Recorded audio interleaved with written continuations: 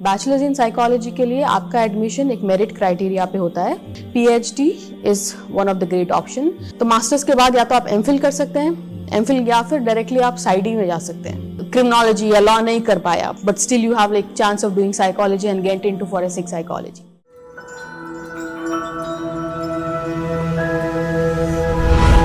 MS Education Academy, preparing world-worthy individuals.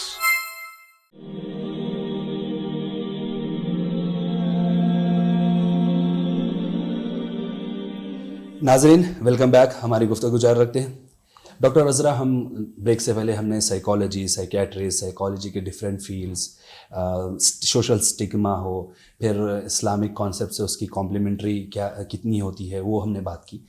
अगर हम courses की बात करें, जो बच्चे इंटरेस्टेड है इसके अंदर आगे बढ़ने में, तो उनके लिए बैचलर यानी कि ग्रेजुएशन लेवल के ऊपर कौन से कोर्सेस अवेलेबल है और फिर पोस्ट ग्रेजुएशन में कौन से कोर्सेस अवेलेबल हैं? ओके, बैचलर्स के लिए नॉट नेसेसरली कि बैकग्राउंड आपका बाईपीसी ही हो या फिर आपका मतलब कि कोई पर्टिकुलर बैकग्राउंड नहीं है। तो if you are like 12th grade pass और intermediate from any of the stream, CEC हो गया, बाईपीसी हो गया या एमपीसी हो गया, you are eligible for bachelors in psychology. Bachelors in psychology के लिए आपका एडमिशन एक मेरिट क्राइटेरिया पे होता है। डिफरेंट यूनिवर्सिटीज और colleges have different eligibility criteria और मार्क्स का कट ऑफ। वेराज अगर मास्टर्स, अगर हम बैचलर्स करे बाद मास्टर्स का अगर देख रहे हैं तो वहाँ पे आपके यूनिवर्सिटी लेवल एंट्रेंस एग्जाम्स हैं और it differs from university to university. बाज यूनिवर्सिटी में it is like cut off रहता है, नेगेटिव मार्किंग रहती है, सो एंड स्कोर का कट ऑफ डिफरेंट रहता है। तो मास्टर्स के लिए इट इज कंपलसरी। तो अगर हम हैदराबाद की बात करें तो OU PG set is compulsory. आप कोई भी कॉलेज में लेना चाह रहे हैं, अगर like it's non government also, आपका PG सेट का rank is important. And bachelors के बाद मास्टर्स करने के बाद if you are still looking for higher studies, PhD is one of the great option because that gives you opportunity to work as lecturer, assistant professor, and also as a researcher and an analyst. But there is also one other doctorate program which is PsyD. PsyD is different from PhD. PhD में आपका सिर्फ research oriented aspects रहते हैं। PsyD it's kind of hands on training in clinical experience. तो PsyD 4 years का program है again, तो उसमें आप 2 year almost equivalent to MPhil होते हैं और next 2 years it's more of like specialization and your मतलब स्पेशलाइजेशन के साथ साथ आप काइंड ऑफ रोटेशनल पोस्टिंग्स पे होते हैं and different kind of experience you gain through hands on training. तो ये मास्टर्स के बाद 4 साल की रहती है? यस जी। तो मास्टर्स के बाद या तो आप एमफिल कर सकते हैं, एमफिल, या फिर डायरेक्टली आप साइडी में जा सकते हैं। मैम, अगर हम प्रैक्टिस की बात करें तो RCI, rehabilitation council of India, ये ऑथराइज करती है जो भी करने, इनके बारे में थोड़ा बताइए ना। इंडिया में अनफॉर्चुनेटली सिर्फ एक ही गवर्निंग बॉडी है जो एक्चुअली रेगुलराइज करती है to give license to psychologist. And psychologist, not every psychologist, it only includes people who work with disabilities. तो रिहैबिलिटेशन साइकोलॉजिस्ट है, क्लिनिकल साइकोलॉजिस्ट है, या फिर स्पेशल एजुकेटर्स है, या स्पीच एंड लैंग्वेज डिफिकल्टीज के मतलब कि जो कोर्सेस है, BSc ऑडियोलॉजी, BSc और MSc इन फिजियोथेरेपी। तो ये जो रिहैबिलिटेशन एस्पेक्ट्स में जो फील्ड या फिर वो स्ट्रीम्स काम करते हैं, RCI अप्रूव्स दोस कोर्सेस। और वो कोर्सेस कंप्लीट करने के क्राइटेरिया के बाद they give license to work individually, practice independently in their own clinics or things like that. But not necessarily कि आप काउंसलिंग साइकोलॉजिस्ट है और लाइसेंस नहीं है तो आपका कुछ काम नहीं है। You are still equivalent, but हमारे पास सिर्फ रेगुलेटरी बॉडीज नहीं है जैसे दूसरे वेस्टर्न कंट्रीज में है।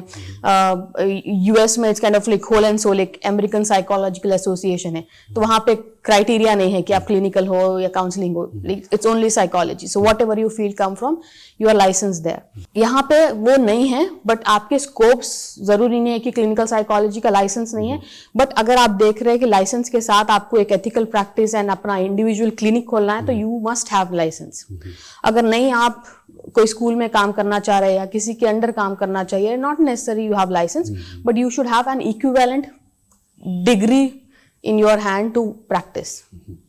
मैम, अगर हम करियर अपॉर्चुनिटी की बात करें तो अभी आने वाले 10 साल 15 साल में इंडिया में साइकोलॉजिस्ट की क्या मांग रहेंगी, क्या करियर्स रहेंगे उनके एस्पेक्ट्स?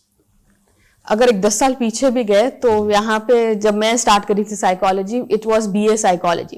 तो लोगों का यही था कि you are doing BA, it's BA का मतलब कि वो वैल्यू नहीं था। बट मैं जब 5 साल उसमें थी already, they started BSc psychology, that attracted people more. So basically psychology arts and philosophy से हटके अभी सोशल साइंसेस में आई है। आगे इसका स्कोप बहुत ज्यादा है क्योंकि it psychology will be included in this AI technologies, your coding, and it have like kind of जहाँ पे you have humans, there's a scope for psychology. So psychology का emerging scope is every field, like school psychology है क्योंकि CBSE ने mandatory किया है। but अगर वो actually सारे CBSE schools अगर hire करने लगे तो आपको मैन पावर नहीं मिलेगा, इतना scarcity है। people don't go for psychology because they want to do a medical this thing, but I think after medical field, this is the second upcoming field for health and allied health sciences में upcoming field है। इसको statistical survey के analysis के through देखा जाए तो WHO ने सर्वे किया था जिसमें clinical psychologists were only 898, requirement है 20,225। तो यहाँ पे 0.7% भी अवेलेबल नहीं। और देखा जाए तो मतलब कि मेंटल इलनेस और मेंटल हेल्थ का issues are like kind of almost 75% in rural plus urban population. तो उस लिहाज से 1 लाख पॉपुलेशन के लिए एटलीस्ट 3 साइकोलॉजिस्ट होना जरूरी है। यहाँ पे 0.7 पूरा ओवरऑल है। So this is kind of like the look out, बहुत गैप है। एग्जैक्टली वो गैप तभी फील होगा जब हम स्टूडेंट्स मतलब psychology field is like not खाली बीए ले लिए एंड चले गए, बट आपको अगर इसमें करियर बनाना है तो there is like very large scope. School में हो आपको इवन जर्नलिज्म एडवर्टाइजमेंट में साइकोलॉजी की जरूरत है, इंडस्ट्रीज में because work place and employees wellness is very important. तो आपको वर्क प्लेस में जरूरी नहीं है कि आप सिर्फ मेंटल इलनेस से डील करो, आपके career scopes very vast, they are very vast career scope. आपको फोरेंसिक में अगर आपको ये क्रिमिनोलॉजी या लॉ नहीं कर पाया but still you have like chance of doing psychology and get into forensic psychology. जी, इनफैक्ट मैं एक बहुत रिसेंटली एक आर्टिकल पढ़ा था मैम कि जो प्लुटचिक व्हील ऑफ इमोशंस है उसको वो 8 इमोशंस आइडेंटिफाई के बेसिक इमोशंस उसको यूज करते हुए policy making, public policy making के अंदर जो है ना उसको इस्तेमाल किया जाता है ताकि जो लोगों को कोई भी अगर पॉलिसी है उसको इम्प्लीमेंटेशन के लिए उसको इस्तेमाल, तो वहीं पर भी स्कोप साइकोलॉजिस्ट का दिखाई दे रहा है। वही जहाँ पे ह्यूमन बीइंग इन्वॉल्व है, whether it is developing a public policy, education sector, work sector, industries, there is psychologists, scope for psychologists. Ma'am आपका जो इदारा है जिससे आप जुड़ी हुई है इस्ला, उसके बारे में थोड़ा बताइए ना। इस्ला सेंटर फॉर साइकोलॉजिकल वेलनेस एक ऐसा इदारा है जहाँ पे हम एक एथिकल वे में ये चीज़ को मतलब साइकोलॉजिकल वेलनेस को एक सस्टेनेबल लेवल पे लोगों में लेके आना चाह रहे हैं। इसका कोर हम लोग कोर एरिया या फिर कोर ग्रुप जिसको टारगेट करने के लिए स्टार्ट किए थे इसलिए child and adolescent, but we are not limited to it. और हमारे मतलब कि मेन ऑब्जेक्टिव्स ये है कि पहले तो एक सेंसिटाइजेशन अवेयरनेस लोगों में फैलाना है कि लाइक मेंटल इलनेस है क्या और कैसे आप इसको आइडेंटिफाई करना चाहिए। बेसिकली वो गैप को ब्रिज करना हमारा मेन ऑब्जेक्टिव है। सेकंड इज स्टूडेंट्स के लिए उनके बिहेवियरल, इमोशन और लर्निंग चैलेंजेस जो आ रहे हैं उसको डील करना, एसेस करना और उनको फिर एक एम्पावरिंग उसमें प्लेस करके then we need to place them in the mainstream. And also मतलब career counseling is also one of the service which we provide for high school students कि अगर because बहुत ज़्यादा conflict हो रहा है कि हम क्या select करें क्या नहीं करें, तो we give guidance based on different aspects of an individual like personality है, interest है और उनका aptitude है, ये areas कितने important है to choose a career, we guide them through that. And overall we conduct workshops, stress management program and adolescents and parenting modules we have, so we conduct workshops based on that. Ma'am आपके वक्त के लिए और आपकी guidance के लिए आपकी बेहद मशकूर है, जज़ाकल्लाह खैर।